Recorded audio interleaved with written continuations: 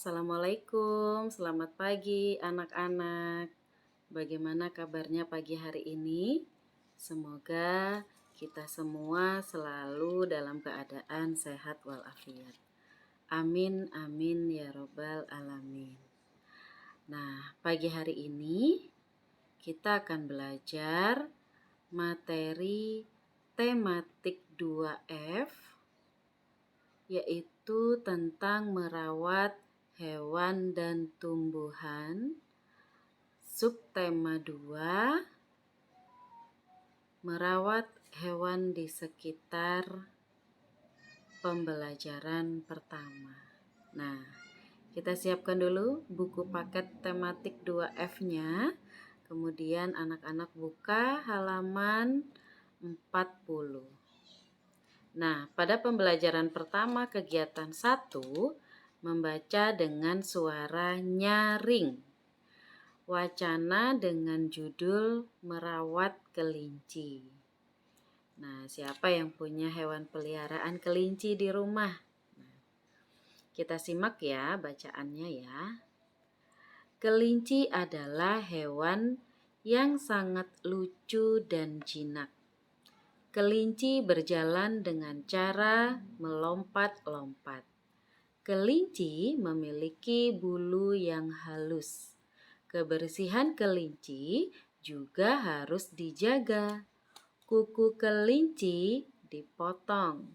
Gigi dan telinga kelinci dibersihkan secara rutin. Bulu harus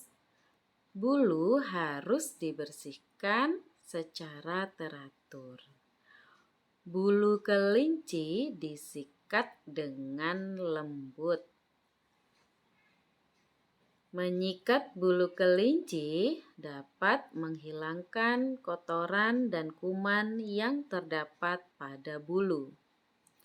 Kelinci suka makan wortel dan rerumputan. Rerumputan ini adalah rumput-rumputan. Makanan kelinci dan air minum letakkan di kandangnya. Agar tetap hangat dan nyaman, kandang kelinci juga harus dibersihkan secara teratur.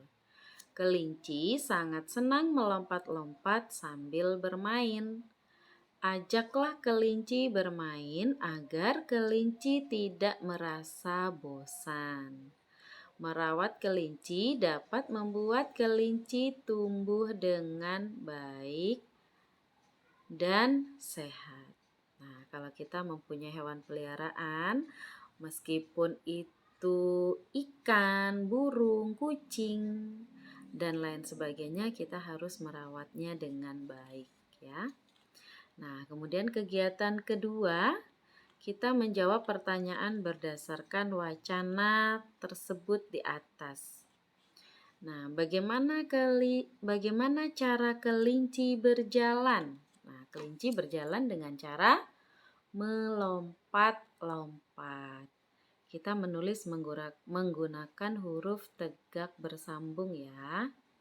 Kemudian kedua, apa makanan kelinci? Tadi apa? Ada 2, wortel dan rerumputan.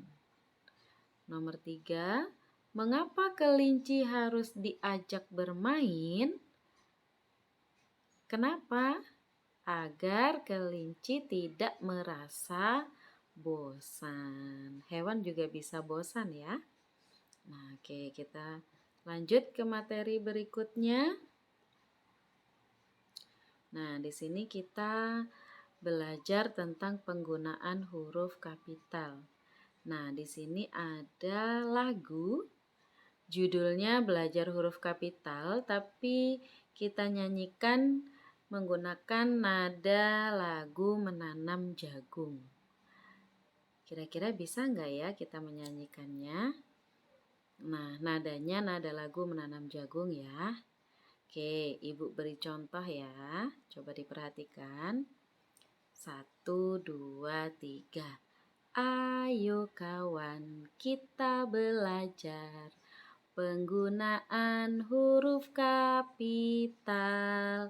di awal kalimat, pada nama orang, pada nama hari dan nama bulan.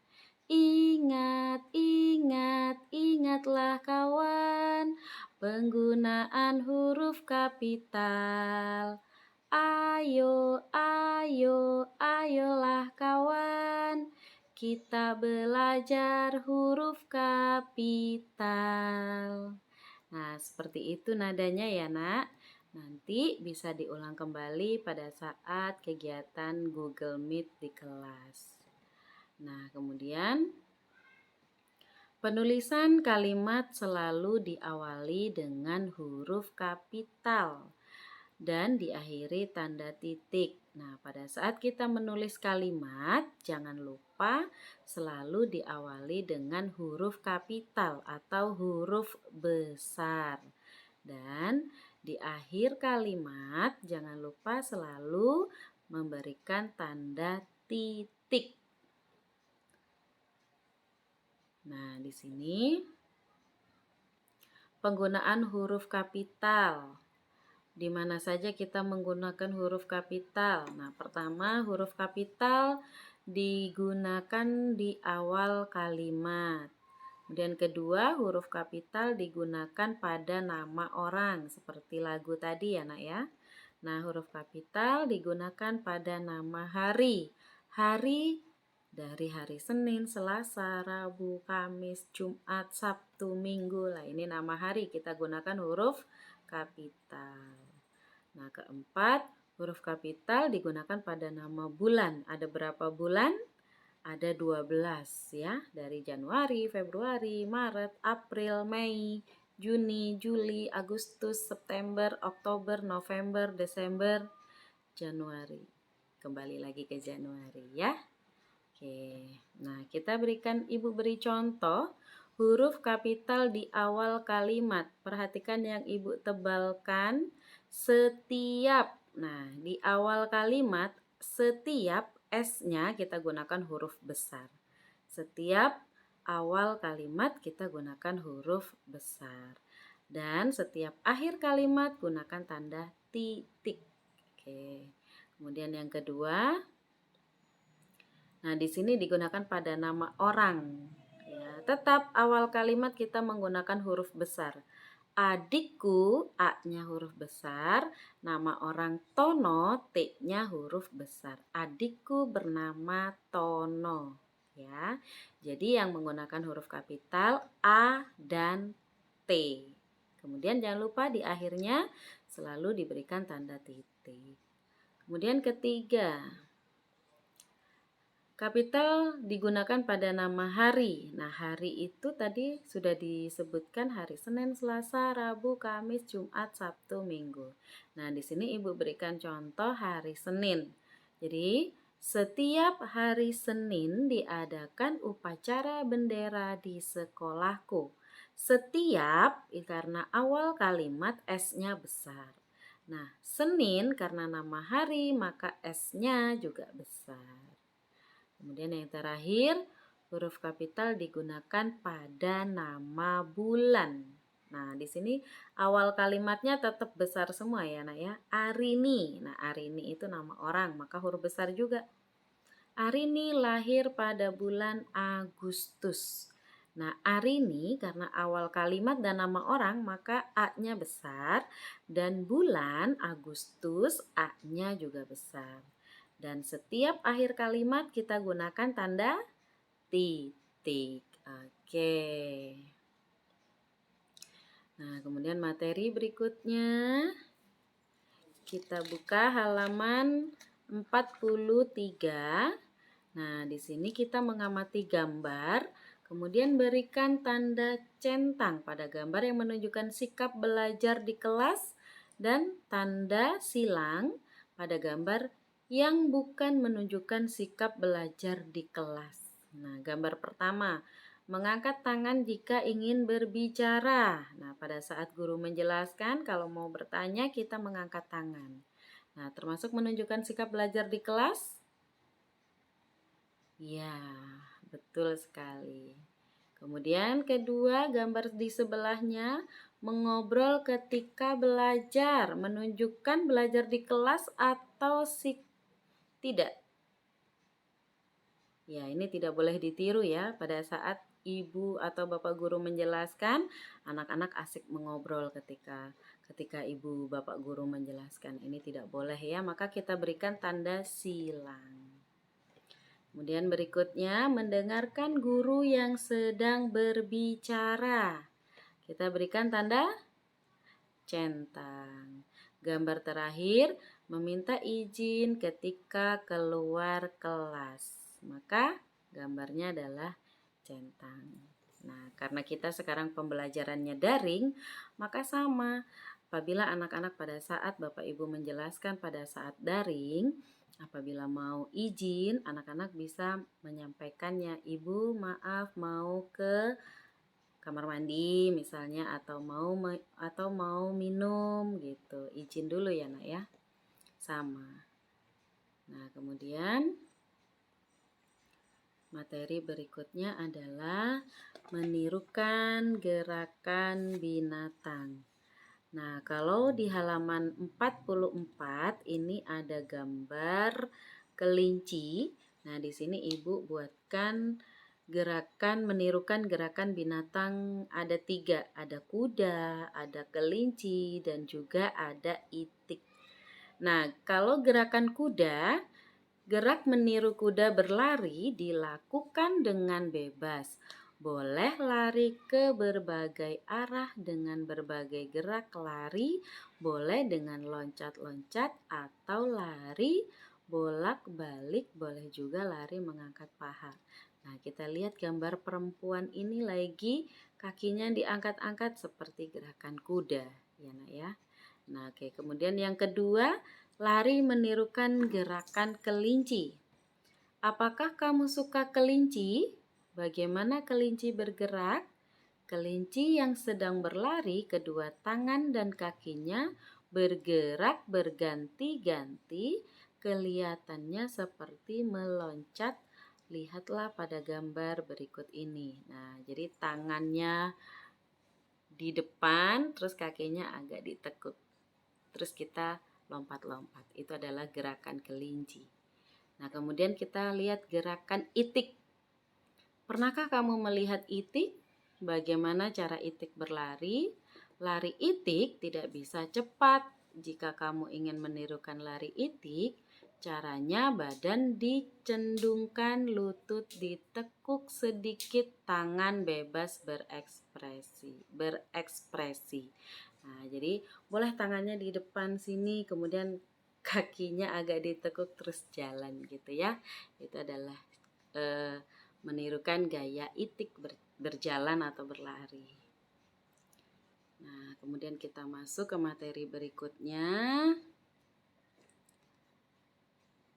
Anak-anak lihat kegiatan 2 halaman 46, mengelompokkan sikap ketika belajar di kelas.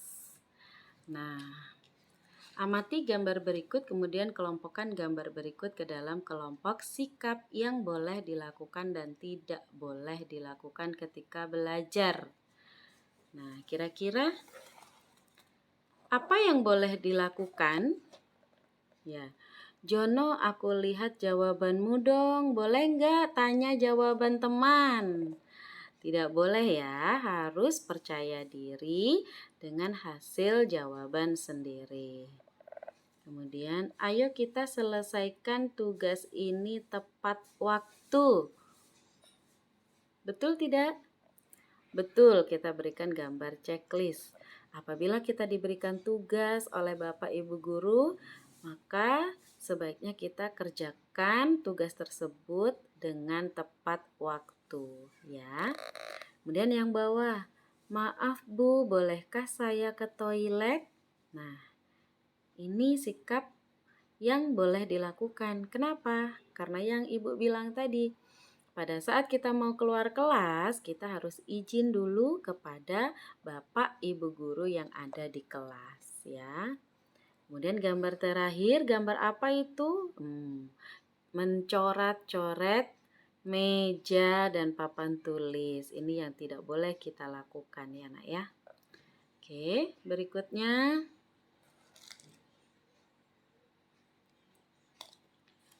Nah, kita buka halaman 47. Nah, di sini hewan peliharaan memberikan manfaat untuk kita. Untuk itu, kita harus merawatnya dengan baik. Dengan merawat hewan peliharaan, maka hewan akan tumbuh sehat. Banyak cara yang dapat kita lakukan untuk merawat hewan peliharaan. Memberinya makan dan minum, membersihkan tubuhnya, membersihkan tempat tinggalnya, serta mengajaknya bermain. Semua dilakukan dengan teratur. Ayo merawat hewan dengan baik agar hewan peliharaan kita tumbuh sehat. Tuliskan cara kamu merawat hewan peliharaan di rumah. Nah, bagi anak-anak yang mempunyai hewan peliharaan di rumah, nah, silahkan ditulis di sini bagaimana cara kalian merawat hewan tersebut. Nah, di sini Ibu berikan contoh pertama, pastinya kalau kita punya hewan peliharaan yang pertama apa? Diberi makanan dan minuman secara teratur, ya. Kemudian yang kedua, kandangnya selalu dibersihkan supaya hewan peliharaan tersebut merasa nyaman tinggal di kandangnya. Dan yang ketiga, lakukan komunikasi. Artinya apa, Bu? Komunikasi kita berbincang-bincang dengan hewan. Nah, komunikasi dengan hewan itu maksudnya misal, kalau kucing kadang-kadang kita ajak bermain, bercanda, ya. Kadang kita gendong-gendong. Nah, kayak gitu. Itu contoh komunikasi dengan hewan. Nah, untuk hari ini cukup sekian materi dari Ibu. Terima kasih sudah menyaksikan video pembelajaran. Ibu akhiri materi hari ini. Terima kasih. Wassalamualaikum warahmatullahi wabarakatuh.